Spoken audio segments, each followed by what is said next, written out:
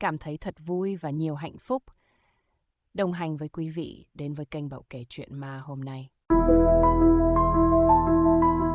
Chuyện ma oan hồn trên cây trứng cá. Miền Tây mùa nước nổi, sương giăng khắp lối. Xóm Rạch Dừa, một vùng quê yên bình, bỗng rùng mình mỗi khi ai nhắc đến cây trứng cá trước căn nhà hoang cuối làng. Người ta kể đêm xuống, có tiếng khóc ai oán từ tán lá, có bóng trắng thấp thoáng trên cành cây. Tâm, một chàng sinh viên về quê nghỉ hè, nghe chuyện liền nửa tin nửa ngờ. Tò mò cậu hỏi bà Tư, người lớn tuổi nhất làng. Bà Tư nhìn ra xa, giọng khàn khàn: "Mày đừng dại mà bén mảng tới đó. Con Phương chết oang trên cây trứng cá đó, tới giờ còn chưa siêu thoát." Câu chuyện bắt đầu từ nhiều năm trước. Phương, cô gái xinh đẹp nết na, bị ép gả cho một phú ông già đáng tuổi cha mình. Nhưng Phương đã có người thương. Đêm trước ngày cưới, người ta thấy cô chạy ra trước sân nhà, nước mắt đầm đìa. Sáng hôm sau, cả làng rúng động. Phương treo cổ trên cây trứng cá, chiếc áo dài trắng phất phơ trong gió. Từ đó, mỗi đêm trăng tròn, ai đi ngang qua cũng nghe tiếng nức nở. Có người còn thấy bóng cô lơ lửng trên cành. Nhiều kẻ hiếu kỳ đến thử thách lòng gan dạ, nhưng ai cũng bỏ chạy thục mạng, mắt trừng trừng sợ hãi. Tâm không tin. Một đêm cậu rủ thằng bạn tên Hải đến cây trứng cá kiểm chứng. Gió lùa qua lá xào xạc, ánh trăng nhợt nhạt. Bỗng một quả trứng cá chín rơi xuống vai Tâm. Hải giật mình định quay đi thì có tiếng cười khe khẽ giữa khoảng không. Cả hai đông cứng, rồi thoáng thấy một tà áo trắng phất phơ trên ngọn cây. Hải hét lên kéo Tâm bỏ chạy, phía sau một giọng thì thào vọng đến: "Đừng đi, ở lại với tôi." Tâm cảm thấy sống lưng lạnh toát, nhưng sâu trong lòng cậu không sợ, mà chỉ thấy xót xa, có gì đó chưa được sáng tỏ. Tâm và Hải chạy một mạch về nhà, tim đập thình thịch. Hải hoảng loạn, mặt tái mét, còn Tâm dù sợ nhưng trong lòng dâng lên một cảm giác khó tả. Hình ảnh chiếc áo trắng phất phơ trên cành cây cứ ám ảnh cậu suốt cả đêm. Sáng hôm sau, Tâm quay lại gặp bà Tư, cố gắng dò hỏi thêm. Bà Tư thở dài, mắt nhìn xa xăm: "Con Phương, nó không phải tự tử đâu con à. Có uẩn khúc trong chuyện này." Tâm rùng mình. Nếu không phải tự tử, vậy ai đã giết cô? Buổi tối, khi mọi người đã chìm vào giấc ngủ, Tâm cầm theo cây đèn pin nhỏ, lặng lẽ rời khỏi nhà. Dưới ánh trăng lờ mờ, cậu đi về phía căn nhà hoang. Không gian im lặng đến ghê rợn. Gió khẽ lùa qua những tán lá trứng cá. Căn nhà trước mặt như một bóng đen khổng lồ đang nuốt chửng mọi thứ xung quanh. Tâm nuốt nước bọt, bước vào sân, bỗng một luồng khí lạnh buốt lướt qua gáy cậu. Tiếng sột soạt vang lên từ trên cây. Cậu ngước nhìn, có một bóng trắng đang đung đưa trên cành cây trứng cá. Mái tóc dài che phủ khuôn mặt, tà áo trắng lất phất trong gió. Một giọng nói yếu ớt vang lên, như từ cõi xa xăm vọng về: "Tâm ơi, cứu tôi!" Chân cậu như bị ghim chặt xuống đất. Giọng nói ấy không hề đáng sợ, mà nghe đầy đau thương. Tâm cố lấy lại bình tĩnh, run run lên tiếng: Cô là Phương." Bóng trắng khẽ gật đầu, cành cây rung nhẹ. Một cơn gió mạnh thổi qua, làm mái tóc cô vén sang một bên. Trong khoảnh khắc, Tâm nhìn thấy gương mặt nhợt nhạt, đôi mắt đục ngầu, tràn đầy oán hận. "Cứu tôi, tìm ra sự thật." Bỗng một bàn tay lạnh ngắt đặt lên vai Tâm. Cậu giật bắn mình quay lại, không có ai cả. Khi quay lại nhìn lên cây, bóng trắng đã biến mất. Không gian im ắng lạ thường, chỉ còn tiếng lá trứng cá xào xạc. Nhưng Tâm biết từ giờ cậu không còn đường lui nữa. Tâm bước lùi lại, trán lấm tấm mồ hôi. Cảm giác rờn rợn chạy dọc sống lưng khi cái lạnh vẫn còn vương trên vai, nơi vừa có một bàn tay vô hình chạm vào. Đột nhiên, một cơn gió mạnh quét qua, cây trứng cá rung lên dữ dội, từng chiếc lá rơi lả tả. Dưới ánh trăng mờ nhạt, một cái bóng mờ xuất hiện ngay bên gốc cây. Tâm nín thở, mắt dán chặt vào hình dáng ấy. Phương, cô gái đứng đó, tóc dài rũ rượi, mắt trũng sâu ra trắng bệch như ánh trăng trên cao. Cô không cười, không khóc, chỉ nhìn Tâm bằng ánh mắt van nài. Cô hằn lên vết xiết bầm tím, vết thương không thể lành. "Tâm ơi, tôi không tự tử, có kẻ đã giết tôi." Cậu muốn chạy, nhưng đôi chân như bị một sức mạnh vô hình giữ chặt. Giọng nói của Phương như tiếng gió rít qua tán cây, ma mị và đầy đau thương. "Hãy đào dưới gốc cây này." Cả người Tâm run lên. Cậu lắp bắp hỏi, nhưng Phương đã biến mất, chỉ còn tiếng lá trứng cá xào xạc. Không biết lấy dũng khí từ đâu, Tâm lao về nhà, tìm một cái cuốc cụ rồi quay lại gốc cây. Dưới ánh đèn pin run rẩy, cậu bắt đầu đào. Đất khô cứng, nhưng chẳng mấy chốc, lớp bùn dần lộ ra. Rồi cậu thấy nó, một khúc vải trắng đã nhuốm màu đất và thời gian. Tâm nuốt khan, run run kéo nó lên. Một bộ hài cốt hiện ra, còn quấn trong chiếc áo dài rách nát. mắt cậu tối sầm. Bên cạnh bộ hài cốt là một chiếc vòng ngọc vỡ nát. Đúng lúc đó một giọng cười khẽ vang lên, không rõ là tiếng gió hay một linh hồn nào đó đang chứng kiến. Tâm bật ngửa ra sau, thở hổn hển. Phía xa xa, có một cái bóng vừa lướt qua. Không phải Phương, một ai đó vẫn còn sống và không muốn cậu biết sự thật. Tâm ngồi bệt xuống đất, tim đập loạn xạ. Mồ hôi túa ra ướt đẫm lưng áo, tay chân run rẩy vì những gì vừa nhìn thấy.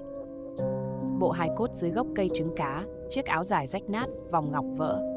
Tất cả như một mảnh ghép bị chôn giấu suốt bao năm trời.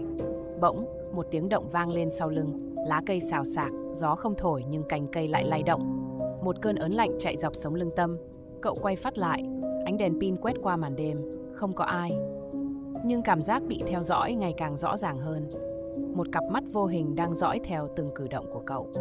Tâm đứng bật dậy, vội vàng phủ đất lên bộ hài cốt rồi nắm chặt chiếc vòng ngọc, nhét vội vào túi áo. Cậu lao nhanh ra khỏi bãi đất hoang, hơi thở gấp gáp. Khi chỉ còn cách nhà vài bước chân, một giọng nói trầm đục vang lên ngay sát bên tai. Không nên tò mò chuyện này thằng nhóc. Tâm giật thót quay phát lại nhưng không thấy ai. Chỉ có bóng tối mịt mù và hơi lạnh lẽo bao trùm. Đêm đó Tâm trằn trọc không ngủ được. Hình ảnh bộ hài cốt cứ lởn vởn trong đầu cậu, và đặc biệt là chiếc vòng ngọc. Nó có vẻ rất quen thuộc, dường như cậu đã thấy nó ở đâu đó rồi. Sáng hôm sau, Tâm cầm chiếc vòng chạy ngay đến gặp bà Tư. Vừa nhìn thấy, bà lão trợn mắt giọng lạc đi. Vòng ngọc này chính là của con Phương. Lúc nó mất, ai cũng bảo không tìm thấy. Tâm siết chặt bàn tay. Cậu biết rằng cái chết của Phương không đơn giản. Có kẻ đã ra tay và kẻ đó vẫn còn sống. Chiếc vòng này chính là bằng chứng. Nhưng ai mới là hung thủ? Bất chợt, Tâm có cảm giác có ai đó đang theo dõi mình. Cậu quay ngoắt lại, mắt đảo nhanh khắp con hẻm nhỏ. Một bóng đen vụt biến mất sau bụi tre cuối làng. Không còn nghi ngờ gì nữa. Có người không muốn cậu điều tra tiếp. Tâm siết chặt chiếc vòng ngọc trong tay, lòng đầy hoang mang. Ai là kẻ giết Phương? Tại sao lại chôn xác cô dưới gốc cây trứng cá? Và quan trọng hơn, ai đang theo dõi cậu? Trời bắt đầu sập tối. Một bầu không khí ngột ngạt bao trùm cả làng. Gió lùa qua những tán cây mang theo hơi lạnh kỳ lạ. Cảm giác bất an khiến Tâm đứng ngồi không yên. Cậu định kể chuyện này với Hải nhưng rồi lại thôi. Cậu không muốn ai khác bị cuốn vào chuyện này. Đêm hôm đó khi cả nhà đã ngủ say, Tâm nằm trằn trọc trên giường. Căn phòng tối om, chỉ có ánh trăng yếu ớt len qua khe cửa sổ. Ngoài kia, tiếng côn trùng rả rích hòa vào từng cơn gió rít qua mái tranh. Bất chợt, cốc, cốc, cốc, có tiếng gõ cửa. Tâm giật mình, tim đập thình thịch. Ai lại đến tìm cậu vào giờ này? Cậu nằm im, không nhúc nhích. Cốc, cốc, tiếng gõ cửa càng lúc càng gấp gáp. Cậu chậm rãi bước xuống giường, đi về phía cửa. Đưa tay run run mở hé cánh cửa, mắt dán chặt ra ngoài. Không có ai. Gió đêm thổi lạnh buốt, làm cánh cửa khẽ rung lên. Tâm đảo mắt nhìn quanh, mọi thứ đều yên tĩnh đến đáng sợ. Cậu đang định đóng cửa lại thì một bàn tay tái nhợt từ ngoài thò vào, níu lấy cánh cửa. Tâm hét lên, lùi lại. Đôi mắt cậu mở to kinh hãi khi nhìn thấy một gương mặt lờ mờ trong bóng tối. Là Phương. Cô đứng đó, áo trắng bay phấp phới, mái tóc rũ rượi che nửa gương mặt. Đôi mắt cô trống rỗng, sâu thẳm như hai hố đen. Giọng nói vang lên yếu ớt, như tiếng gió rít qua kẽ lá. Hắn ta đang đến, chạy đi. Tâm cứng đờ người, hơi thở nghẹn lại. Đột nhiên, một tiếng động lớn vang lên ngoài sân. Một cái bóng đen lao vụt qua hàng rào, biến mất vào màn đêm. Tâm lao ra nhìn, tim đập thình thịch. Nhưng không còn gì ngoài khoảng sân vắng tanh. Chỉ có chiếc vòng ngọc trong tay cậu, đang lạnh dần. Tâm đóng sập cửa, lùi dần về phía góc phòng. Hơi thở cậu dồn dập, tim đập liên hồi như muốn vỡ tung. Lời của Phương văng vẳng bên tai. Hắn ta đang đến. Bóng đen ngoài sân là ai? Phải chăng là kẻ đã sát hại Phương? Hay một thế lực ma quái nào đó không muốn cậu điều tra tiếp? Cơn gió đêm lại rít qua khe cửa, mang theo cảm giác ớn lạnh lạ thường. Tâm nhìn xuống lòng bàn tay, chiếc vòng ngọc vẫn còn đó, nhưng giờ nó lạnh ngắt, như vừa bị ai đó chạm vào. Bất chợt, từ ngoài sân một giọng cười khẽ vang lên. Tâm đông cứng người, tiếng cười trầm thấp, nghe như tiếng của một người đàn ông. Cậu nín thở, cố lắng nghe. Tiếng bước chân chậm rãi vang lên, như có ai đó đang đi vòng quanh nhà. Lần này, Tâm không thể nhầm được nữa. Có người đang theo dõi cậu. Cậu với lấy con dao nhỏ giấu dưới gối, bước rón rén đến bên cửa sổ. Một bóng người cao lớn đang đứng lặng trong bóng tối, ngay giữa sân. Gương mặt hắn khuất dưới vành nón cũ kỹ, chỉ có ánh mắt sáng quắc, đầy nguy hiểm. Tâm cảm giác tim mình như ngừng đập. Hắn ta không nhúc nhích, chỉ đứng đó, nhìn thẳng vào cửa sổ phòng cậu. Một cơn gió mạnh thổi qua, lá cây trứng cá rung lên bần bật. Ngay khoảnh khắc ấy, đôi mắt của kẻ lạ sáng rực trong đêm. Hắn ta giơ một ngón tay lên môi, ra dấu im lặng, rồi biến mất. Tâm hít một hơi thật sâu, mồ hôi chảy dọc thái dương. Cả người cậu cứng đờ, bàn tay nắm chặt con dao đến mức trắng bệch.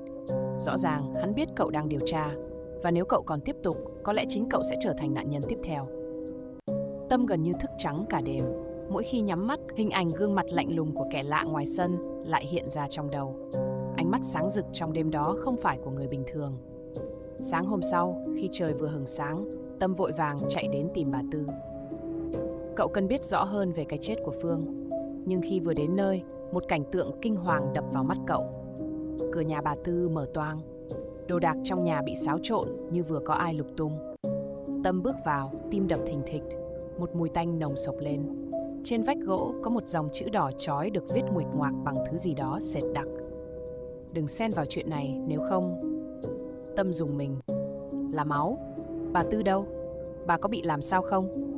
Cậu lục tung khắp nhà nhưng không thấy bà đâu. Trong lòng dâng lên một dự cảm chẳng lành. Ngay lúc đó, từ phía sau vườn có tiếng động nhẹ. Tâm quay phắt lại, mắt nhìn chằm chằm ra khoảng sân vắng. Một con mèo đen lao vụt qua, nhưng cậu biết có ai đó vừa đứng đó.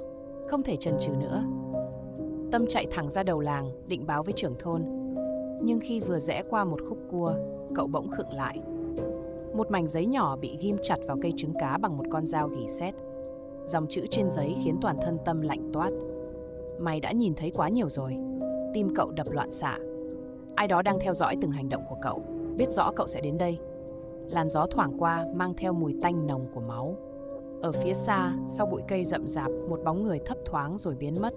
Tâm nuốt khan. Cậu hiểu rằng cậu không còn đường lui nữa. Tâm cảm thấy gai lạnh chạy dọc sống lưng. Từng chữ trên mảnh giấy như in sâu vào tâm trí cậu. Mày đã nhìn thấy quá nhiều rồi. Là ai đã viết nó? Và bằng máu của ai? Bỗng nhiên, phía sau lưng có tiếng bước chân nhẹ, như thể có ai đó đang lặng lẽ tiến gần. Tâm siết chặt nắm tay, quay phắt lại. Không có ai.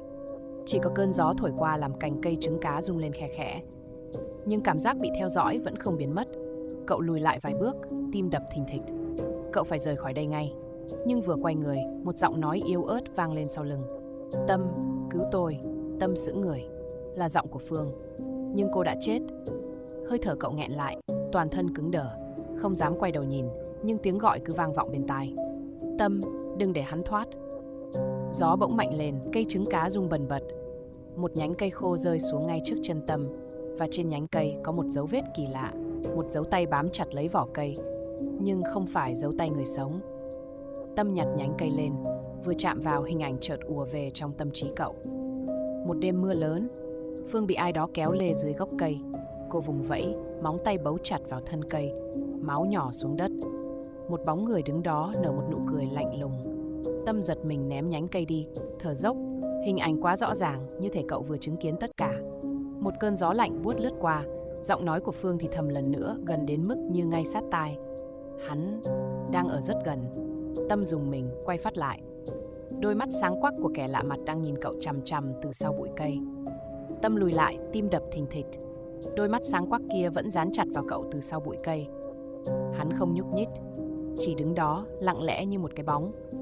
Cơn gió thổi qua kéo theo mùi tanh nồng của máu. Tâm siết chặt nắm tay, gắng giữ bình tĩnh. Cậu phải đối mặt với hắn.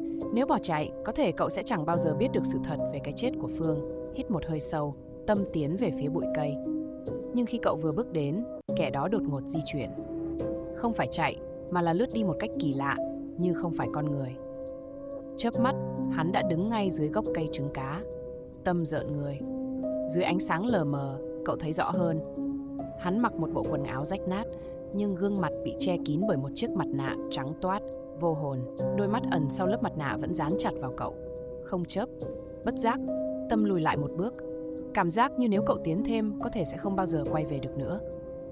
Bất ngờ, kẻ đeo mặt nạ giơ tay lên, chỉ thẳng vào Tâm. Ngay lúc đó, đất dưới chân rung lên bần bật. Một thứ gì đó bò ra từ gốc cây trứng cá, là một bàn tay. Một bàn tay trắng nhợt vươn lên từ lòng đất, móng tay đen xì cào vào không khí. Tâm thét lên, lùi lại. Nhưng những bàn tay khác lại tiếp tục trồi lên, từ khắp nơi quanh gốc cây. Những tiếng rên rỉ yếu ớt vang lên. Giọng nói nghẹn ngào ai oán. Tâm cứu tôi. Tâm Đông cứng người. Là giọng của Phương. Cậu quay phát lại. Kẻ đeo mặt nạ vẫn đứng đó không nhúc nhích. Nhưng trong bóng tối sau lưng hắn, một khuôn mặt khác từ từ hiện ra. Một khuôn mặt tái mét, đôi mắt vô hồn. Là Phương. Tâm chết lặng. Đôi mắt của Phương vô hồn, trống rỗng như thể không còn thuộc về con người nữa. Làn da trắng bệch, môi thâm tím, mái tóc ướt sũng như vừa bước ra từ cơn mưa lạnh buốt. Không thể nào, cô ấy đã chết. Nhưng Phương vẫn đang đứng đó, chỉ cách cậu vài bước chân. Kẻ đeo mặt nạ vẫn bất động như một bức tượng vô tri.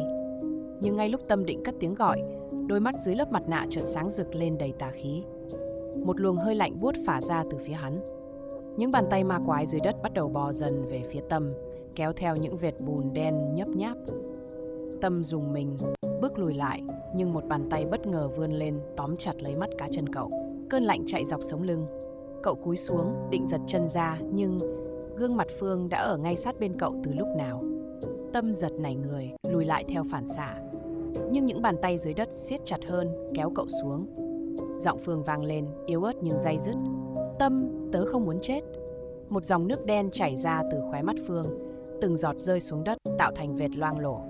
Cô ấy đưa tay về phía Tâm, đôi mắt đầy bi thương. Nhưng khi bàn tay gần chạm vào cậu, kẻ đeo mặt nạ đột nhiên giật mạnh một sợi dây vải đen trên cổ tay. Phương lập tức quằn quại gào lên trong đau đớn. Bóng cô tan dần như thể bị hút vào lòng đất. Tâm kinh hoàng nhìn cảnh tượng trước mắt. Kẻ đeo mặt nạ chậm rãi tiến lại gần. Giọng hắn vang lên, lạnh lẽo đến rợn người. Mày không thể cứu nó. Nhưng nếu mày còn xen vào, mày sẽ thay nó xuống đây. Tâm cảm thấy tim mình như ngừng đập. Cậu phải làm gì? Chạy trốn? Hay đối mặt? Trước khi kịp quyết định, một bàn tay vô hình đẩy mạnh cậu về phía sau. Cả cơ thể Tâm lao xuống đất, đầu va mạnh vào một tảng đá. Mắt cậu mờ dần. Xung quanh chỉ còn lại tiếng gió rít qua tai và những giọng thì thầm u ám. Tâm choàng tỉnh. Đầu cậu đau nhức, tầm nhìn mờ đi bởi lớp sương lạnh dày đặc bao phủ xung quanh. Cậu đang nằm trên mặt đất, nhưng nơi này không còn là khoảng sân nhà quen thuộc nữa. Không gian tối đen như mực, chỉ có một màu xám xịt, âm u. Mọi thứ im lặng đến rợn người, không có tiếng côn trùng, không có gió, không có dấu hiệu của sự sống. Tâm cố đứng dậy, nhưng mặt đất dưới chân mềm nhũn như bùn lầy, dính chặt lấy chân cậu. Một cơn lạnh buốt chạy dọc sống lưng khi cậu nhận ra. Đây không phải bùn, là những bàn tay. Chúng đang vươn lên từ mặt đất, chộp lấy cậu, những ngón tay gầy guộc nhăn nheo, lạnh ngắt. Những giọng nói rền rĩ vang lên từ khắp nơi. Ở lại với bọn tao, mãi mãi. Tâm hoảng loạn giãy giụa, cố gắng kéo chân ra khỏi sự phù vây, càng vùng vẫy, những bàn tay càng bấu chặt hơn, kéo cậu lún dần xuống. Trước mắt cậu, một cánh cổng đen kịt từ từ mở ra giữa không trung. Bên trong là một vùng xoáy tối đen, những tiếng khóc than rên rỉ vọng ra, hòa lẫn vào từng cơn gió lạnh buốt. Cậu đang bị kéo vào địa ngục. Đúng lúc đó, một giọng nói quen thuộc vang lên. Tâm, đừng để hắn thắng. Là Phương. Tâm ngước lên. Phương đang đứng cách cậu không xa. Đôi mắt cô bây giờ đã lấy lại chút thần sắc. Cô giơ tay về phía cậu, nhưng có thứ gì đó đang giữ chặt cô lại. Chính là kẻ đeo mặt nạ. Hắn vẫn không nói gì, chỉ siết mạnh bàn tay. Lập tức một sợi xích từ đâu xuất hiện, quấn chặt lấy Phương, kéo cô về phía bóng tối. Không, đừng. Phương gào lên, nhưng sức mạnh của sợi xích quá lớn. Tâm nghiến răng, gồng hết sức lực, cố gắng thoát khỏi những bàn tay đang siết lấy mình. Cậu không thể để Phương biến mất mãi mãi. Cánh cổng địa ngục mở rộng hơn, một cơn gió mạnh cuốn lấy tất cả. Ngay khoảnh khắc cuối cùng, Tâm hét lên với tay về phía Phương. Tay họ chạm vào nhau, cả hai bị cuốn thẳng vào bóng tối vô tận. Bóng tối nuốt chửng cả Tâm và Phương. Cảm giác như họ đang rơi xuống một vực sâu không đáy, từng cơn gió lạnh buốt cứ vào da thịt. Tai cậu ù đi bởi những tiếng gào thét đau đớn, rền rĩ vọng lên từ bốn phương tám hướng. Tâm cố siết chặt tay Phương, nhưng một lực vô hình đột ngột kéo mạnh, xé họ ra khỏi nhau. Phương, cậu chỉ kịp hét lên trước khi toàn bộ cơ thể bị ném xuống nền đất cứng như đá. Mọi thứ xung quanh hoàn toàn thay đổi. Cậu đang ở giữa một cánh rừng chết. Không có lá, chỉ toàn những cành cây khô quắt, vặn vẹo như những bàn tay ma quái, vươn lên từ lòng đất. Không gian đặc quánh một màu đỏ sậm, mùi tanh nồng bốc lên, khiến cậu nghẹn thở. Phương đâu rồi? Tâm lảo đảo đứng dậy, nhìn quanh. Từ trong màn sương đỏ, một bóng người từ từ bước ra. Là Phương. nhưng không giống Phương trước đây. Mái tóc cô ấy rũ rượi, đôi mắt đen sâu hoắm không có tròng trắng. Da thịt tái nhợt, hai bàn tay gầy guộc, móng tay dài và sắc bén như móng vuốt. Phương, cậu sao vậy? Phương nghiêng đầu, nở một nụ cười méo mó. Một tiếng cười rợn người vang lên, không phải từ cô, mà từ những cái bóng đen đang lẩn khuất sau những thân cây. Những bóng đen từ từ xuất hiện, mắt họ rực sáng. Những gương mặt nhợt nhạt méo mó, miệng há rộng như muốn nuốt chửng lấy cậu. Đây không phải Phương, cậu đã rơi vào bẫy. Một giọng nói trầm đục vang lên từ phía sau. Mày không bao giờ thoát khỏi đây được. Tâm quay ngoắt lại. Kẻ đeo mặt nạ đứng đó, cao lớn và dữ tợn hơn bao giờ hết. Hắn giơ tay lên và ngay lập tức, những bóng đen đồng loạt lao về phía Tâm. Cậu hét lên, quay đầu bỏ chạy, nhưng chẳng còn đường thoát. Phía trước chỉ có một cái cây chết chóc khổng lồ, với hàng trăm sợi dây thòng lọng treo lủng lẳng, đong đưa trong không khí. Giữa vô vàn sợi dây ấy, có một sợi đang chờ sẵn cho cậu. Tâm đứng chết chân trước cái cây khổng lồ với vô số dây thòng lọng đung đưa như những cánh tay tử thần đang vẫy gọi. Không khí đặc quánh lại, mang theo mùi tanh nồng của máu và tử khí. Phía sau, những bóng đen quỷ dị đang lao tới. Phía trước, cành cây trơ trọi chằng chịt những chiếc dây treo cổ lủng lẳng. Không có đường lui. Một sợi dây bất ngờ vươn dài như một con rắn sống, lao thẳng đến cổ Tâm. Cậu lùi lại theo phản xạ nhưng không kịp. Sợi dây thắt chặt quanh cổ, kéo mạnh khiến cậu bật ngửa ra sau. Một luồng khí lạnh chạy dọc sống lưng khi đôi chân Tâm rời khỏi mặt đất. Cơ thể bị treo lơ lửng giữa không trung. Cổ họng cậu nghẹn cứng. Không khí bị rút cạn, từng thớ thịt co rút, đôi mắt trợn trừng đau đớn. Trong cơn hoảng loạn, Tâm vùng vẫy, tay cố nắm lấy sợi dây để kéo ra, nhưng càng giãy giụa, nó càng siết chặt hơn. Tiếng cười trầm đục vang lên. Kẻ đeo mặt nạ đứng ngay bên dưới, ngửa mặt lên nhìn cậu. Đôi mắt hắn lóe lên tia thích thú, giọng nói lạnh lùng cất lên. Chào mừng mày đến với cõi chết, nơi không ai có thể rời đi. Tâm vùng vẫy dữ dội, đầu óc dần mờ đi, ý thức dần chìm vào khoảng không vô tận. Nhưng ngay lúc đó, một giọng nói quen thuộc vang lên. Tâm, đừng bỏ cuộc. Giọng của Phương. Giữa cơn tuyệt vọng, cậu nhìn thấy cô. Phương đang đứng dưới gốc cây, tay nắm chặt một con dao sắc bén. Đôi mắt cô đỏ ngầu, nhưng trong đó không còn sự vô hồn đáng sợ nữa. Phương giơ dao lên, lao đến kẻ đeo mặt nạ. Hắn xoay người, nhưng đã quá muộn. Lưỡi dao sắc lạnh cắm thẳng vào ngực hắn. Hắn giống lên, cả thân hình vặn vẹo. Những sợi dây thòng lọng trên cây đồng loạt siết lại, phát ra những tiếng kẽo kẹt đầy ám ảnh. Tâm cảm giác sợi dây quanh cổ đột ngột lỏng ra. Cậu rơi xuống. Cả cơ thể đập mạnh xuống đất, phổi lập tức căng lên hớp lấy không khí. Cậu ho sặc sụa, hai mắt hoa lên nhưng vẫn cố gắng bò dậy. Phương đang đứng đó, đôi tay run rẩy, con dao vẫn cắm chặt trên ngực kẻ đeo mặt nạ. Nhưng hắn vẫn chưa gục ngã. Một cơn gió lạnh buốt thổi qua. Hắn từ từ ngẩng mặt lên. Đôi mắt đỏ rực đầy căm hận. Máu đen rỉ ra từ lưỡi dao cắm trên ngực kẻ đeo mặt nạ, nhưng hắn không gục ngã. Cơ thể hắn co giật dữ dội, miệng phát ra những tiếng gầm gừ ghê rợn. Hắn từ từ đứng thẳng dậy, bàn tay xương sầu vươn ra, nắm lấy chuôi dao và kéo mạnh. Tiếng xoẹt rợn người vang lên. Con dao bật ra khỏi ngực hắn, rơi xuống đất. Vết thương nơi đó không hề có dấu hiệu của sự đau đớn, mà chỉ là một khoảng trống tối om, sâu hun hút như một hố đen nuốt chửng tất cả ánh sáng. Phương đứng sững lại, bàn tay nắm chặt nhưng run rẩy. Hắn nghiêng đầu, khóe miệng nhếch lên một nụ cười quỷ dị. Tụi bay tưởng có thể giết tao sao? Hắn nâng tay lên, từ lòng bàn tay hắn tỏa ra một làn xương đen đặc quánh, vặn vẹo như những chiếc rễ cây sống. Chúng lao về phía Phương với tốc độ kinh hoàng. Tâm gào lên, lao đến đẩy Phương ra, nhưng đã quá muộn. Những sợi rễ quỷ quái đó trói chặt lấy Phương, nhấc bổng cô lên. Cô giãy giụa điên cuồng, nhưng càng cố vùng vẫy, chúng càng siết chặt hơn, da thịt cô rướm máu. Đừng mà, thả Phương ra. Tâm hét lên, mắt đỏ ngầu. Cậu lao đến, nắm lấy một cành cây gãy trên đất và đâm thẳng vào làn xương đen đang quấn quanh Phương. Một luồng chấn động kinh hoàng bùng nổ. Tâm bị hất văng ra xa, lăn lông lốc trên mặt đất, lưng va mạnh vào một thân cây khô cằn, mắt hoa lên. Kẻ đeo mặt nạ bật cười khanh khách. Tao đã chờ giây phút này rất lâu rồi. Một mạng đổi một mạng. Nó sẽ thế chỗ tao. Tao sẽ được tự do. Phương thét lên, nhưng âm thanh của cô dần trở nên méo mó như bị nuốt chửng vào khoảng không vô tận. Đôi mắt cô dại đi, ánh sáng trong đó dần tắt lịm. Không thể nào. Tâm gào lên, nhưng cơ thể cậu bất động. Cậu muốn đứng dậy, muốn cứu Phương, nhưng một sức mạnh vô hình đè nặng lên cậu, trói chặt cậu xuống đất. Trước mắt cậu, Phương đang bị kéo vào bóng tối. Cậu bất lực nhìn người bạn thân duy nhất của mình dần biến mất. Phương bị kéo sâu vào vùng bóng tối, cơ thể cô dần mờ đi như bị bào mòn. Đôi mắt vô hồn nhìn Tâm, môi mấp máy nhưng không phát ra nổi âm thanh nào. Không được, mình không thể để Phương chết, ý chí bùng lên như một ngọn lửa cuối cùng. Tâm gào lên, dồn toàn bộ sức lực để đứng dậy. Một cơn đau nhói xuyên qua từng thớ thịt, nhưng cậu vẫn nghiến răng lao tới. Bàn tay vươn ra chụp lấy Phương. Lạnh quá. Da thịt cô ấy không còn hơi ấm, chỉ toàn tử khí lạnh lẽo và sự chết chóc. Nhưng Tâm không buông tay. Cậu kéo mạnh, cố rằng Phương lại khỏi cái hố địa ngục kia. Không dễ vậy đâu.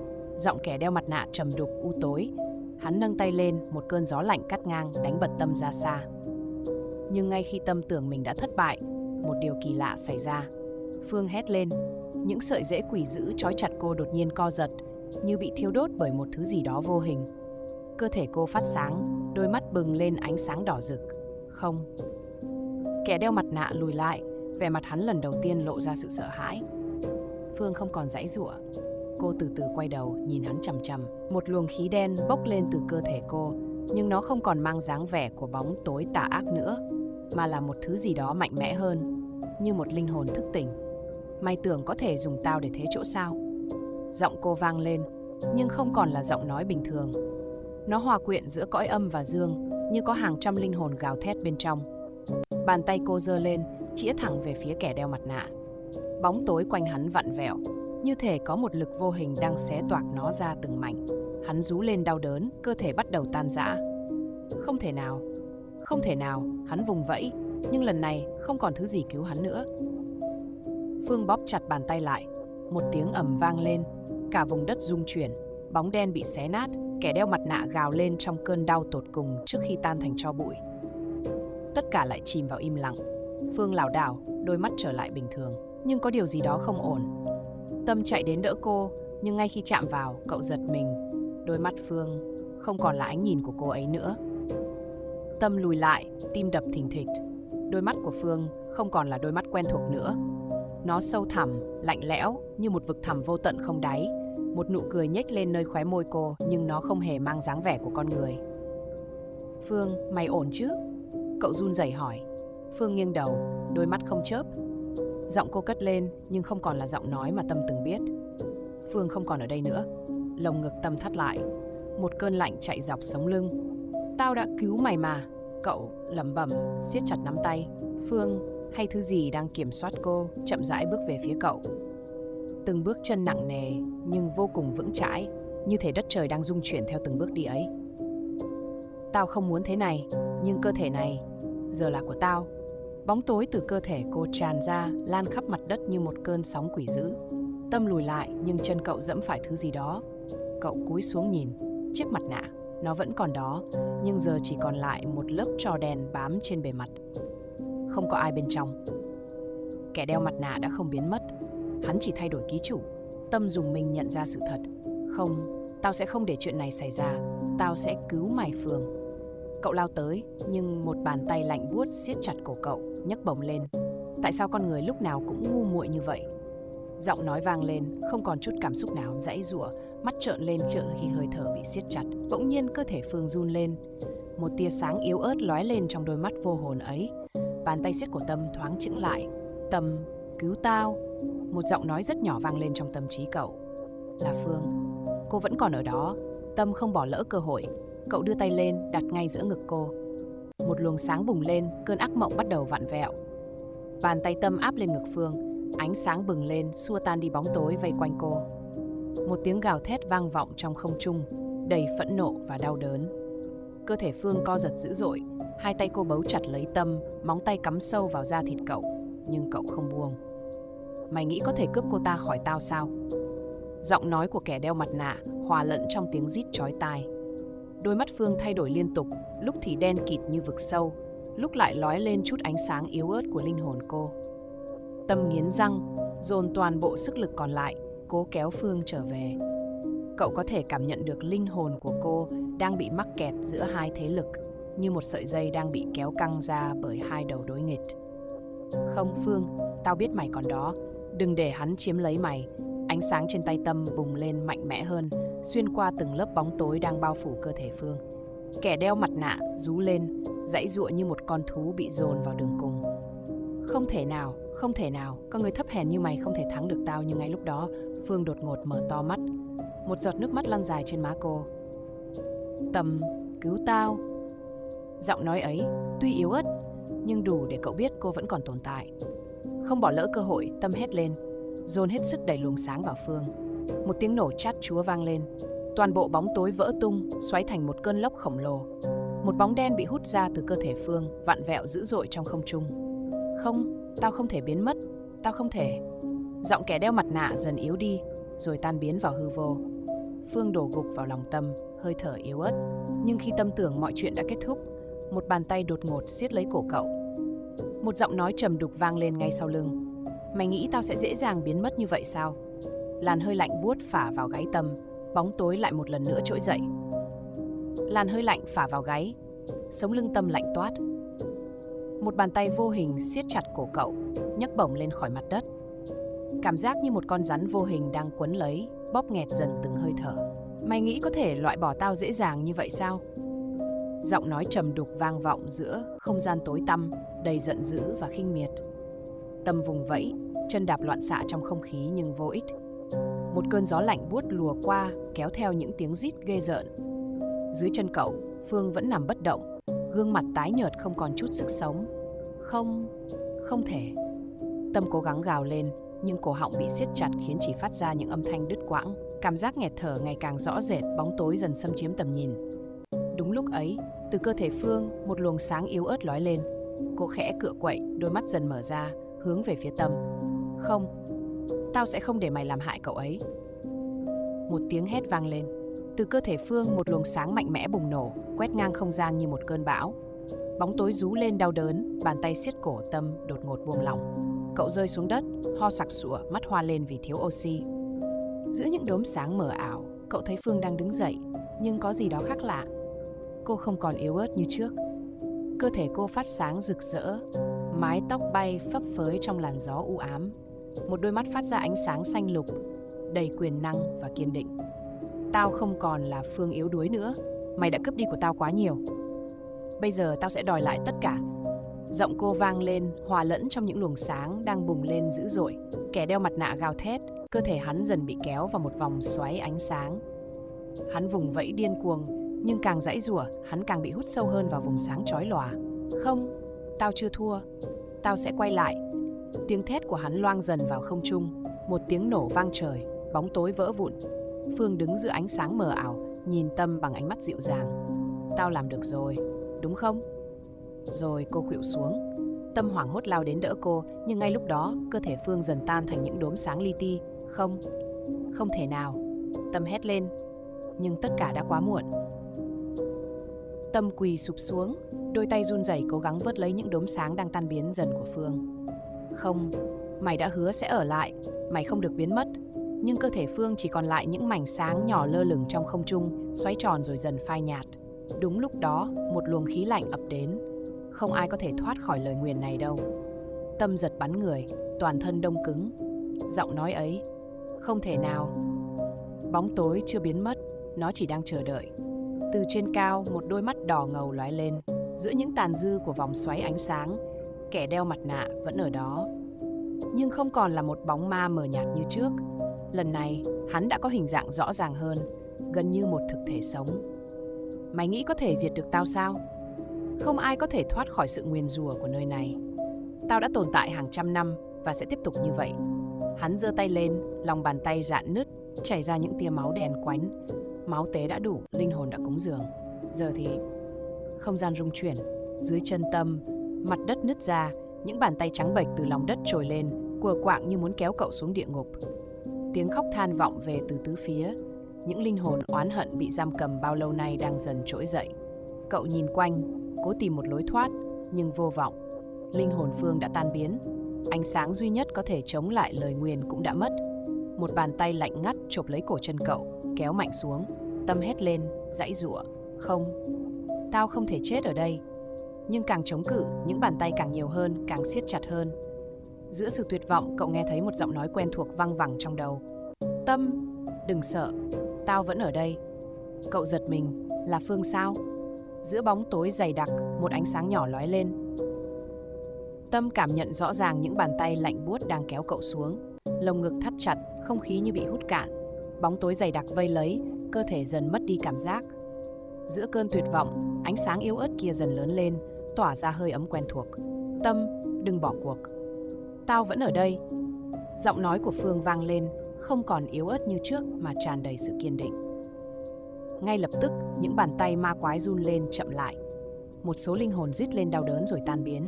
Từ trong bóng tối, một hình dáng dần hiện ra. Đó là Phương, nhưng không phải cô của trước đây. Áo dài trắng bay phấp phới, ánh sáng từ cơ thể cô bừng lên mạnh mẽ. Đôi mắt cô giờ đây không còn nét yếu đuối mà sáng rực như hai đốm lửa linh thiêng. Bàn tay Phương vươn về phía Tâm, kéo cậu ra khỏi những móng vuốt của oan hồn. Kẻ đeo mặt nạ rít lên giận dữ, hai mắt đỏ ngầu lóe sáng. Không thể nào. Mày đã tan biến rồi cơ mà. Phương bước tới, ánh sáng tỏa ra càng rực rỡ. Mày đã giam cầm quá nhiều linh hồn. Tao không còn là Phương yếu đuối nữa. Hôm nay tao sẽ kết thúc tất cả. Cô giơ tay lên. Từ bầu trời đen kịt, một tia chớp giáng xuống, xuyên thẳng qua bóng đen của kẻ đeo mặt nạ. Hắn rú lên điên cuồng, cơ thể vặn vẹo như bị thiêu đốt. Không, tao chưa thể bị diệt. Nhưng ánh sáng từ Phương ngày càng mạnh hơn, bao trùm cả không gian, quét sạch bóng tối. Những linh hồn bị giam cầm bấy lâu nay cũng bắt đầu tan biến, gương mặt họ dần trở lại bình yên trước khi hòa vào hư vô. Kẻ đeo mặt nạ gào lên lần cuối cùng trước khi cơ thể hắn vỡ vụn, tan thành làn khói đen, biến mất mãi mãi. Mọi thứ lặng đi. Cây trứng cá rung lên dữ dội, rồi đột ngột yên tĩnh. Tâm ngã xuống đất, thở dốc, mắt nhìn Phương. Cô mỉm cười nhẹ nhàng, ánh sáng từ cơ thể bắt đầu phai dần. Tâm, cuối cùng tao cũng giải thoát được rồi. Cậu vội vã vươn tay nắm lấy cô, nhưng chỉ chạm vào khoảng không. Không, Phương, giọng nói cô vang lên lần cuối, đầy ấm áp. Sống tốt nhé, đừng quên tao. Rồi cô tan biến hòa vào ánh sáng, để lại Tâm một mình giữa đêm khuya, bên dưới gốc cây trứng cá tĩnh lặng. Tâm quỳ sụp xuống dưới gốc cây trứng cá, mắt đờ đẫn nhìn khoảng không nơi Phương vừa biến mất. Không gian lặng thinh đến rợn người, chỉ còn tiếng gió rít khe khẽ qua từng tán lá. Mọi thứ thật sự đã kết thúc rồi sao? Cậu siết chặt tay, lòng ngổn ngang trăm mối. Cái chết của Phương, những linh hồn oan khuất, những cơn ác mộng kinh hoàng, tất cả như một vòng lặp không lối thoát. Rồi đột nhiên, lá cây trứng cá rung lên dữ dội, dù gió đã lặng. Cậu ngẩng đầu, tim đập thình thịch. Trên cành cao nhất, một bóng đen đứng lặng lẽ, một tiếng cười khẽ vang lên trầm thấp và lạnh lẽo. Mày tưởng tao đã bị tiêu diệt sao? Tâm chết lặng. Đôi mắt đỏ ngầu quen thuộc đó lại xuất hiện. Không thể nào, Phương đã xóa sổ hắn. Nhưng không, kẻ đeo mặt nạ vẫn ở đây, dáng vẻ có chút khác lạ. Cơ thể hắn có vẻ mờ nhạt hơn, như thể chưa kịp phục hồi hoàn toàn. Nhưng sát khí lại mạnh hơn bao giờ hết. Mày nghĩ một lời nguyền 100 năm có thể bị phá bỏ dễ dàng như vậy sao? Oán hận vẫn còn, máu tế vẫn chảy. Lời nguyền vẫn sẽ tiếp diễn. Hắn đột nhiên lao xuống, Tâm bật người né tránh, nhưng quá muộn. Một bàn tay bấu chặt lấy cổ cậu, siết mạnh. Cậu cố giãy giụa, chân tay quờ quạng trong tuyệt vọng. Hơi thở bị cắt đứt. Trước mắt cậu, bóng tối dần lan rộng. Không, tao không thể chết. Đột nhiên một luồng sáng lóe lên từ chiếc vòng tay của cậu, chiếc vòng mà Phương từng đeo. Một cơn gió mạnh cuộn lên. Bàn tay đang siết cổ Tâm run rẩy, rồi bất ngờ thả ra. Không, không thể nào. Kẻ đeo mặt nạ hét lên, lùi lại, đôi mắt đỏ hoe trợn trừng như nhìn thấy thứ gì đó kinh hoàng. Chiếc vòng tay phát sáng rực rỡ, từ từ bay lên, lơ lửng trong không trung. Một giọng nói vang lên. Lần này, tao sẽ kết thúc tất cả. Giọng của Phương. Bóng đen rú lên trong cơn đau đớn. Không, tao chưa thể. Tiếng thét bị nuốt chửng. Cơn bão ánh sáng bùng lên dữ dội, cuốn kẻ đeo mặt nạ vào hư vô. Cả khu rừng rung chuyển. Cây trứng cá nứt ra, rễ cây vặn vẹo. Những tiếng gào thét cuối cùng vang vọng rồi tắt lịm. Tất cả trở lại tĩnh lặng. Tâm gục xuống, thở dốc. Chiếc vòng rơi xuống, lăn nhẹ trên mặt đất. Phương, lần này, thật sự đã kết thúc chưa? Cậu nhặt chiếc vòng lên, siết chặt trong lòng bàn tay. Lòng tràn ngập những câu hỏi chưa có lời đáp. Nhưng sâu trong bóng tối, một đôi mắt đỏ vẫn âm ỉ cháy. Tâm quỳ gối dưới gốc cây trứng cá, hai tay vẫn nắm chặt chiếc vòng của Phương. Mọi thứ tưởng chừng đã kết thúc, nhưng cậu không dám tin. Cảm giác bất an vẫn bao trùm lấy cơ thể, như thể có thứ gì đó vẫn đang rình rập trong bóng tối. Gió bỗng nhiên nổi lên. Lá cây trứng cá rung lắc dữ dội, từng chiếc rơi xuống xoay tròn trong không trung như bị một thế lực vô hình điều khiển. Tâm ngẩng đầu, trái tim như muốn ngừng đập. Ngay trên cành cao nhất, bóng đen lại xuất hiện. Không thể nào. Kẻ đeo mặt nạ vẫn đứng đó, nhưng lần này cơ thể hắn không còn mờ nhạt nữa. Hắn đã phục hồi hoàn toàn, mạnh hơn, đáng sợ hơn. Mày nghĩ có thể hủy diệt tao sao Tâm? Giọng hắn vang lên như từ cõi âm, lạnh lẽo đến tận xương tủy. Lời nguyền này không thể bị phá bỏ, vì chính con người đã tạo ra nó. Oán hận không bao giờ mất đi, nó chỉ chờ một kẻ khác tiếp tục gánh lấy mà thôi. Tâm lùi lại, hơi thở gấp gáp. Lần này cậu biết, chạy trốn là vô ích. Hắn lao xuống. Bóng đen xẹt qua không khí như một cơn cuồng phong, chộp lấy cậu. Tâm hét lên, cảm giác lạnh lẽo chạy dọc khắp cơ thể. Bóng tối bao trùm lấy cậu, siết chặt như hàng ngàn bàn tay vô hình đang kéo cậu xuống địa ngục. Đột nhiên, chiếc vòng trong tay cậu bừng sáng. Ánh sáng lan rộng, xua tan bóng tối. Một giọng nói cất lên, Tâm, chạy đi. Phương, cậu cảm nhận được cô ấy, nhưng hình bóng của cô vẫn chưa hiện rõ. Chỉ có một nguồn sức mạnh từ chiếc vòng đang chống lại kẻ đeo mặt nạ. Nhưng hắn không chịu thua. Một tiếng gầm vang lên. Mày nghĩ tao sẽ để nó xảy ra một lần nữa sao? Bóng đen bùng lên dữ dội, xoắn chặt lấy ánh sáng, cố gắng dập tắt nó. Mặt đất rung chuyển, những vết nứt lan rộng. Cái cây trứng cá đã bị phong ấn hàng trăm năm, nay bắt đầu đổ sập. Tâm nhận ra, nếu không thoát khỏi đây, cậu sẽ bị chôn vùi cùng với tất cả. Nhưng còn Phương, cậu không thể bỏ mặc cô ấy. Mặt đất nứt toác, từng mảng đất bị xé toạc như có bàn tay khổng lồ từ địa ngục kéo lên. Tâm cảm nhận được hơi nóng phả ra từ những khe nứt, mùi cháy khét của da thịt hòa lẫn trong không khí. Bóng đen xoắn chặt lấy chiếc vòng trên tay Tâm, gầm gừ giận dữ. Ánh sáng phát ra từ chiếc vòng dần yếu đi, từng tia sáng bị bóng tối nuốt chửng. Không còn ai có thể cứu mày đâu, Tâm. Đừng cố gắng nữa. Bóng đen gằn giọng, sát khí bủa vây. Nhưng ngay lúc đó, một giọng nói vang lên giữa bầu không gian nặng nề. Không, tao sẽ không để mày thắng. Từ trong cơn gió, hình bóng của Phương dần hiện ra. Đôi mắt cô ánh lên sự kiên định, cơ thể trong suốt nhưng vẫn tỏa ra một nguồn năng lượng mạnh mẽ. Bóng đen gầm lên, một luồng sáng trắng bùng lên chói lóa. Phương giơ hai tay lên, từng tia sáng bắn ra như hàng ngàn lưỡi dao chém xuyên qua bóng đen. Tiếng thét đau đớn vang vọng giữa màn đêm. Không thể nào. Bóng đen vùng vẫy, hình dạng của nó bắt đầu vỡ vụn. Những mảnh bóng tối vỡ tan, xoắn lại trong cơn lốc cuồng nộ, rồi bị hút vào khe nứt dưới mặt đất. Cơn ác mộng tưởng chừng như kết thúc. Nhưng cái cây trứng cá rung chuyển dữ dội. Những vết nứt không khép lại mà ngày càng lan rộng hơn. Một tiếng nổ kinh hoàng vang lên. Từ dưới lòng đất, một bàn tay đen ngòm vươn lên, ngón tay dài ngoằng, móng vuốt sắc bén như muốn xé toạc cả bầu trời. Không phải chỉ có một mà là rất nhiều. Hàng loạt cánh tay chui lên, bò trườn như những con rắn đói khát. Chúng đang tìm kiếm, đang săn mồi. Tâm lùi lại, mồ hôi lạnh túa ra khắp người. Phương quay sang cậu, ánh mắt đầy tuyệt vọng. Chúng ta chưa thoát được đâu. Những cánh tay đen ngòm trồi lên từ lòng đất, quờ quạng như muốn kéo tất cả xuống vực sâu. Không chỉ dừng lại ở đó, từ khe nứt, từng khuôn mặt méo mó nhô lên, những hốc mắt đen ngòm, sâu hoắm như địa ngục đang trực chờ nuốt chửng bất cứ ai dám ngáng đường. Tâm lùi dần, chân run lẩy bẩy nhưng không thể rời mắt khỏi cảnh rợn người trước mặt. Phương đứng chắn trước cậu, đôi mắt kiên định dù cơ thể đã dần nhạt nhòa. Những oan hồn đang trở lại, một bóng người vọt ra từ lòng đất, mái tóc rũ rượi, bộ mặt trắng bệch méo mó không còn hình dạng con người. Cái miệng rách toạc đến mang tai phát ra những tiếng rít ghê rợn. Nó lao về phía Tâm, móng vuốt sắc bén chĩa thẳng vào ngực cậu. Tâm chỉ kịp nhắm mắt, nhưng một luồng sáng bạc lóe lên. Phương lao đến xuyên qua bóng đen, khiến nó gào lên đau đớn. Chạy đi Tâm, nhưng làm sao mà chạy được nữa? Cả mặt đất đã bị bao trùm bởi những khe nứt và hàng trăm oan hồn đang trỗi dậy. Ngay lúc đó, cái cây trứng cá bỗng nhiên rung chuyển dữ dội. Từ thân cây, một vết nứt lớn lan rộng. Thứ gì đó từ bên trong đang cố gắng thoát ra. Một tiếng gầm khủng khiếp vang lên, đủ sức làm cả không gian rung chuyển. Tâm ôm đầu, cảm giác như màng nhĩ sắp nổ tung. Phương cũng chao đảo, ánh sáng quanh cô mờ nhạt dần. Từ vết nứt trên thân cây, một con mắt đỏ rực mở ra. Một ánh nhìn lạnh buốt quét qua tất cả. Không gian như bị bóp nghẹt. Không khí xung quanh trở nên đặc quánh, ngột ngạt đến mức khó thở. Tâm cảm nhận được một áp lực khủng khiếp đè nặng lên cơ thể. Từng khớp xương như bị nghiền nát. Lần này, có lẽ không còn đường thoát. Cái cây trứng cá rung chuyển dữ dội, vỏ cây nứt toác từng mảng lớn, lộ ra bên trong một thực thể khổng lồ đang vùng vẫy thoát ra.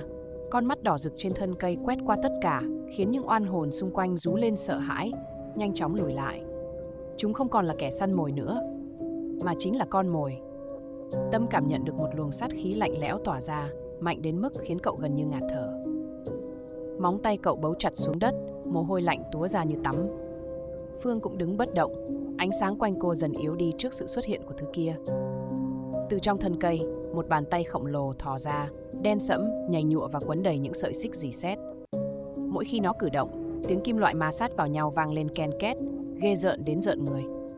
Cuối cùng, thực thể ấy cũng bước ra khỏi cái cây. Một thân hình đồ sộ với đôi cánh quỷ rách nát, mái tóc dài bết dính như thể đã ngủ yên suốt hàng trăm năm trong bóng tối. Khuôn mặt nó méo mó, hai cái sừng vươn lên cao, đôi mắt đỏ rực như hai đốm lửa địa ngục. Một vết nứt dài chạy dọc khắp ngực, nơi vẫn còn loang lổ những dấu tích của phong ấn cũ. Quỷ vương đã thức tỉnh. Nó cất giọng trầm khàn như vọng lên từ vực sâu, từng từ vang vọng, khiến cả không gian rung chuyển. Thời khắc của sự trừng phạt đã đến. Một luồng khí đen bùng lên từ dưới chân nó, quét qua tất cả. Những oan hồn xung quanh không kịp bỏ chạy, bị hút vào luồng khí như những mảnh giấy vụn bị nuốt chửng trong cơn bão. Tiếng thét vang lên, đau đớn, kinh hoàng rồi tắt lịm. Tâm hoảng loạn lùi lại. Không thể nào. Phương gắng sức lao đến, ánh sáng từ cô bùng lên như muốn chống lại sức mạnh đang lan rộng. Nhưng ngay khi vừa chạm vào quỷ vương, cô bị bắn ngược ra xa, cơ thể trong suốt của cô chớp tắt yếu ớt. Tâm nhìn thấy mà tim như thắt lại. Không, Phương. Nhưng cậu không có thời gian để suy nghĩ. Quỷ vương đã quay sang cậu, nó đưa bàn tay khổng lồ ra phía trước, nắm chặt không khí như thể đang siết lấy cậu dù chưa chạm vào. Cả cơ thể Tâm run rẩy, hai chân rời khỏi mặt đất, bị nhấc bổng lên. Không khí trong phổi cậu dần bị rút cạn. Có ai? Cứu, tất cả, tối sầm lại. Bàn tay của quỷ vương siết chặt không gian xung quanh Tâm, bóp nghẹt từng hơi thở. Mắt cậu trợn trừng, mồ hôi túa ra nhưng không thể cử động. Hai chân cậu quẫy đạp trong vô vọng, cảm giác như toàn bộ máu trong cơ thể bị rút cạn, đầu óc quay cuồng. Phương, dù đã yếu đi rất nhiều, vẫn cố vùng vẫy bay đến, bàn tay trong suốt run rẩy, vươn ra chạm vào cậu. Nhưng sức mạnh của cô không còn đủ để phá vỡ gọng kìm của quỷ vương. Tâm, đừng bỏ cuộc. Tiếng nói của Phương mờ dần. Trong ánh mắt nhạt nhòa của cậu, gương mặt cô như đang nhòe đi giữa làn ánh sáng yếu ớt. Không thể kết thúc ở đây. Một dòng ký ức vụt qua trong tâm trí cậu. Hình ảnh người bà với những lời dặn dò năm xưa, ánh mắt nghiêm nghị mà đầy yêu thương. Một bí mật. Tâm nhớ lại, cậu cố dồn sức tàn, bàn tay siết chặt lại, miệng mấp máy một câu chú cổ xưa. Những âm thanh lạ lùng thoát ra từ cổ họng cậu, vang lên giữa bầu không khí lạnh lẽo. Quỷ vương khựng lại. Đôi mắt đỏ rực của nó lóe lên tia nghi hoặc rồi tức giận. Ngươi dám? Cậu cảm nhận được sức mạnh của nó dao động trong chốc lát. Đây là cơ hội duy nhất. Phương, giúp tớ. Lời cầu xin cuối cùng thoát ra và như một phản ứng bản năng, Phương lao đến, nhập vào người cậu. Một luồng sáng chói lòa bùng lên từ cơ thể Tâm, xuyên qua bóng tối. Quỷ vương gầm lên, lùi lại, nhưng đã quá muộn. Ánh sáng tỏa ra mạnh mẽ, đẩy lùi bóng đêm đang bao trùm. Sự liên kết giữa Tâm và Phương đang kích hoạt một sức mạnh chưa từng có. Một tiếng nổ dữ dội vang lên, tất cả chìm vào hỗn loạn. Ánh sáng bùng nổ dữ dội quét sạch bóng tối trong khoảnh khắc. Quỷ vương rú lên đầy phẫn nộ, thân hình khổng lồ của nó vặn vẹo như bị một sức mạnh vô hình nghiền nát.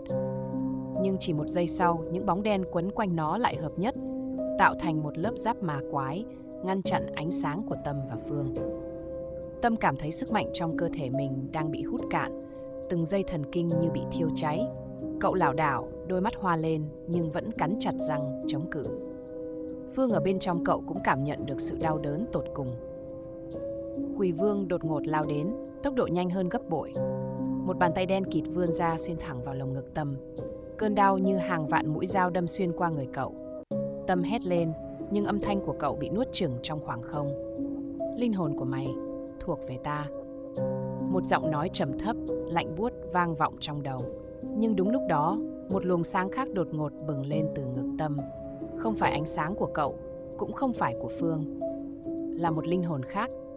Một tiếng cười vang lên, không phải giọng của quỷ vương, cũng không phải của Tâm hay Phương. Ngươi tưởng có thể dễ dàng nuốt chửng ta sao? Quỷ vương giật mình, bàn tay đang siết chặt Tâm run lên. Từ trong cơ thể cậu, một hình bóng dần hiện ra. Một người phụ nữ mặc áo bà ba cũ kỹ, mái tóc dài xõa xuống lưng, đôi mắt sắc lạnh đầy uy quyền. Bà nội. Tâm lắp bắp, dù cơn đau vẫn đang giằng xé cơ thể cậu. Người phụ nữ không quay lại nhìn cậu, chỉ cất giọng chậm rãi, từng chữ như một nhát dao đâm thẳng vào hư không. Ngươi dám động vào cháu ta, vậy thì hôm nay ta sẽ cho ngươi biết thế nào là nỗi đau mà ngươi chưa từng trải qua. Quỷ vương gầm lên, thân thể vặn vẹo dữ dội. Không thể nào một cơn gió lạnh quét qua và trận chiến thực sự bắt đầu. Không gian rung chuyển dữ dội, mặt đất nứt toác, từng luồng khí đen bốc lên cuồn cuộn. Linh hồn bà nội đứng vững giữa cơn lốc hỗn loạn, ánh mắt lạnh băng nhìn chằm chằm vào quỷ vương đang gào rú. Ngươi tưởng có thể chiếm lấy linh hồn cháu ta sao? Bà nội chắp tay lại, miệng lẩm bẩm những câu chú cổ xưa. Lập tức, từ trong cơ thể bà, một ánh sáng chói lòa bùng lên, lan tỏa khắp không gian. Quỷ vương giật lùi, gương mặt méo mó vì kinh hãi. Không thể nào, pháp thuật này đã biến mất từ lâu. Từ hai bàn tay bà nội, từng sợi xích ánh sáng trồi lên, lao thẳng về phía quỷ vương. Nó giống lên, cố gắng vùng vẫy nhưng không thể thoát. Những chiếc xích siết chặt lấy cơ thể nó, từng mảng bóng tối bị lột ra, để lộ một thân hình gầy guộc, méo mó, với đôi mắt đỏ ngầu như máu. Tâm cảm nhận được sức mạnh đang truyền vào cơ thể mình, từng cơn đau cũng dần dịu lại. Cậu siết chặt tay, hướng ánh mắt quyết tâm về phía kẻ thù trước mặt. Phương cũng xuất hiện, đứng ngay cạnh Tâm. Cô gái khẽ gật đầu, rồi cả hai cùng dồn toàn bộ năng lượng còn lại vào một đòn tấn công cuối cùng. Luồng sáng từ họ bùng lên, hòa vào ánh sáng của bà nội, tạo thành một thanh kiếm rực cháy. Thanh kiếm lao vút đi, đâm thẳng vào giữa ngực quỷ vương. Tiếng thét của nó vang vọng khắp trời đất. Bóng tối vỡ tung, từng mảnh văng khắp nơi, rồi tan biến vào hư vô. Quỷ vương gục xuống, cơ thể dần bị nuốt chửng bởi chính những mảnh tàn dư của nó. Không thể nào, ta không thể thua. Bà nội tiến lên, chạm tay vào trán nó. Một luồng sáng bùng lên và trong khoảnh khắc cuối cùng, quỷ vương bị xé toạc thành muôn mảnh, tan biến vào khoảng không vĩnh viễn. Không gian trở lại yên tĩnh. Tâm thở hổn hển, gục xuống. Cậu nhìn lên, thấy bà nội đang mỉm cười. Cháu đã làm rất tốt, nhưng hành trình vẫn chưa kết thúc. Tưởng chừng mọi chuyện đã kết thúc, nhưng một luồng khí lạnh buốt đột ngột ập tới. Mặt đất rung chuyển, bầu trời vốn trong trẻo, bỗng chốc u ám. Những đám mây đen vần vũ che phủ mặt trăng. Tâm cảm thấy tim mình thắt lại. Một giọng cười khàn đục, rợn người vang lên từ xa, vọng về từ sâu thẳm bóng tối. Các ngươi nghĩ rằng có thể tiêu diệt ta sao? Từ giữa không trung, một hố đen khổng lồ nứt toác, từng luồng bóng tối quái dị chảy ra, xoắn xuýt thành một thực thể mới. Không còn là quỷ vương của trước đó, mà là một thứ gì đó ghê rợn hơn, tà ác hơn. Hình hài mới của hắn trông như một chiếc bóng khổng lồ, đôi mắt đỏ rực như hai hố lửa, hàm răng dài nhọn hoắt nhe ra trong một nụ cười quỷ dị. Những luồng khói đen bốc lên từ cơ thể hắn, lan tràn ra khắp không gian, nuốt chửng cả ánh sáng. Bà nội lùi lại một bước, ánh mắt đầy lo lắng. Phương run rẩy lùi sát vào Tâm. Hắn chưa bị tiêu diệt hoàn toàn, hắn đã hấp thụ tất cả linh hồn tội lỗi quanh đây để hồi sinh. Không kịp suy nghĩ, một cơn lốc đen lao thẳng về phía họ. Tâm vội đẩy Phương ra, cả hai ngã nhào xuống đất. Cơn lốc quét ngang, xé toạc cả một mảng cây cối, đất đá tung tóe. Cơ thể Tâm đau nhức nhưng cậu vẫn gắng gượng đứng dậy. Bà nội siết chặt hai bàn tay, lập tức tạo ra một vòng tròn ánh sáng, che chắn mọi người khỏi làn khói độc hại. Tâm, Phương, các con phải giúp ta phong ấn hắn ngay lập tức. Nếu để hắn hoàn toàn hồi sinh, không ai có thể ngăn cản được nữa. Không còn thời gian do dự, Tâm nắm lấy tay Phương, truyền cho nhau sức mạnh. Họ nhìn nhau, gật đầu một cái, rồi lao về phía thực thể quỷ dữ đang gào thét. Trong bóng tối sâu thẳm, trận chiến thực sự mới chỉ bắt đầu. Gió rít lên từng cơn, cuốn theo tiếng gào thét quỷ dị vang vọng cả bầu trời đen đặc. Tâm và Phương lao về phía thực thể quỷ dữ, nhưng chưa kịp đến gần, một luồng sức mạnh vô hình đã đánh bật cả hai văng ra xa. Tâm lảo đảo đứng dậy, máu rỉ ra từ khóe môi. Phương cũng chật vật ngồi dậy, ánh mắt hoảng hốt khi thấy thực thể bóng tối đang biến đổi. Cơ thể hắn không ngừng phình to, những xúc tu khổng lồ mọc ra từ bóng đen, quất mạnh xuống đất, tạo ra từng đợt chấn động dữ dội. Bà nội siết chặt chuỗi hạt trên tay, miệng lẩm nhẩm câu chú. Từng luồng sáng vàng bùng lên, lao thẳng vào con quỷ. Nó gầm lên giận dữ, hai con mắt đỏ rực trừng trừng nhìn về phía bà. Ngươi tưởng những câu thần chú cũ kỹ đó có thể ngăn ta sao? Giọng nói trầm đục vang lên, kèm theo một đợt sóng hắc ám quét sạch không khí xung quanh. Bà nội lảo đảo, sắc mặt tái nhợt. Không thể kéo dài thời gian nữa, Tâm siết chặt tay Phương. Cả hai đồng loạt dồn sức mạnh vào bùa chú mà bà nội đã trao cho. Lá bùa trên tay họ lập tức phát sáng, tỏa ra hào quang rực rỡ. Cùng lúc đó, con quỷ ngửa cổ gào lên, đôi cánh đen mở rộng, hàng trăm linh hồn oang khuất bị hút vào cơ thể hắn, trở thành nguồn sức mạnh khổng lồ. Lớp da đen xám trên cơ thể nó bắt đầu rạn nứt, lộ ra một lõi năng lượng đỏ như dung nham đang bốc cháy bên trong. Ngay lúc đó, bà nội hét lớn, ra hiệu cho Tâm và Phương. Ngay bây giờ, niêm phong hắn lại không chần chừ. Tâm và Phương ném lá bùa về phía con quỷ. Một luồng sáng chói lòa bùng lên, xoáy tròn như một cơn bão thần thánh, kéo thực thể quỷ dữ vào trong. Con quỷ gào thét giận dữ, nhưng sức mạnh của ánh sáng quá lớn. Cơ thể khổng lồ của nó co rút lại, dần dần bị hút vào một điểm sáng duy nhất. Mặt đất rung chuyển dữ dội, không gian như vỡ vụn. Trong khoảnh khắc cuối cùng, con quỷ vươn những xúc tu còn sót lại về phía Tâm và Phương, đôi mắt đỏ rực cháy lên oán hận. Các ngươi tưởng rằng ta đã thua sao? Ta sẽ trở lại. Bùm! Một luồng sáng cuối cùng bùng lên, bao trùm tất cả. Không gian rơi vào một khoảng lặng chết chóc. Ánh sáng chói lòa dần tan biến, mọi thứ trở lại yên tĩnh đến đáng sợ. Tâm và Phương ngã quỵ xuống nền đất lạnh, hơi thở gấp gáp. Bà nội run rẩy nhìn về phía trước, nơi con quỷ vừa bị phong ấn. Một hố sâu đen ngòm xuất hiện, dấu vết cuối cùng của thực thể tà ác. Nhưng chưa kịp thở phào, mặt đất đột nhiên rung chuyển dữ dội. Những vết nứt lan rộng từ trong lòng đất, một tiếng gào thét ghê rợn vang lên. Tâm nhìn Phương, tim đập thình thịch. Không thể nào nó vẫn chưa bị tiêu diệt hoàn toàn. Từ hố sâu, một luồng khí đen chui lên, xoáy tròn như vòi rồng. Giữa cơn lốc tối tăm đó, một hình hài dần lộ ra. Không còn là con quỷ khổng lồ gớm ghiếc, lần này nó mang hình dạng một người. Một người với đôi mắt đỏ như than hồng, mái tóc dài rối tung, làn da tái nhợt và một nụ cười méo mó đầy oán hận. Ta đã nói, ta sẽ trở lại. Giọng nói của nó như hàng ngàn lưỡi dao cứa vào không khí. Bà nội hét lên, bảo Tâm và Phương lùi lại, nhưng đã quá muộn. Bóng đen lao đến với tốc độ kinh hoàng, bàn tay lạnh ngắt bóp chặt cổ Tâm, nhấc bổng cậu lên. Phương hoảng loạn lao đến, nhưng ngay lập tức bị một luồng sức mạnh vô hình đánh văng ra xa. Cô va mạnh vào gốc cây trứng cá, miệng bật máu. Tâm vùng vẫy, cảm giác cái chết cận kề. Hơi thở của cậu bị chặn lại, đôi mắt mờ dần. Nhưng đúng lúc đó bà nội giơ cao chuỗi hạt, hét lên câu chú mạnh nhất mà bà còn có thể sử dụng. Một luồng sáng vàng rực bùng lên, xuyên qua màn đêm u tối. Con quỷ rú lên đau đớn, bàn tay nó dần buông lỏng. Tâm rơi xuống, ho sặc sụa. Nhưng con quỷ chưa chịu dừng lại. Nó ngửa mặt lên trời, hét lên một tiếng khiến mặt đất rung chuyển. Con quỷ gào lên, toàn thân nó rực cháy trong ngọn lửa đen ngòm. Gió rít lên từng cơn, xoay mạnh như muốn nhấn chìm tất cả vào cõi chết.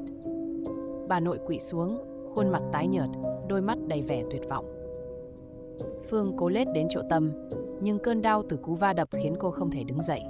Tâm nắm chặt lấy mảnh bùa cuối cùng còn sót lại trong tay. Máu từ vết thương trên trán nhỏ xuống từng giọt, nhưng cậu không cảm thấy đau. Ánh mắt cậu lúc này chỉ còn một điều duy nhất: phải kết thúc tất cả. Bóng đen quấn quanh con quỷ ngày càng đậm đặc, cơ thể nó đang biến đổi. Làn da bong tróc, nham nhở, miệng ngoác rộng đến tận mang tai, để lộ hàng răng nhọn hoắt đang rỉ ra thứ chất lỏng đen đặc. Nó không còn là linh hồn bị nguyền rủa nữa, mà đang hóa thành một thực thể hắc ám mạnh mẽ hơn gấp bội. Lũ người ngu ngốc, tụi bay nghĩ có thể tiêu diệt được tao sao? Tao chính là nỗi oán hận khắc sâu vào đất này, là cơn giận của những linh hồn bị chôn vùi nơi đây. Tao sẽ nguyền rủa tất cả tụi bay. Nó rít lên, bàn tay gầy guộc nhưng sắc bén như móng vuốt, lao thẳng về phía bà nội. Tâm hét lên, ném mạnh lá bùa về phía trước. Lá bùa bén lửa giữa không trung, lao thẳng vào trán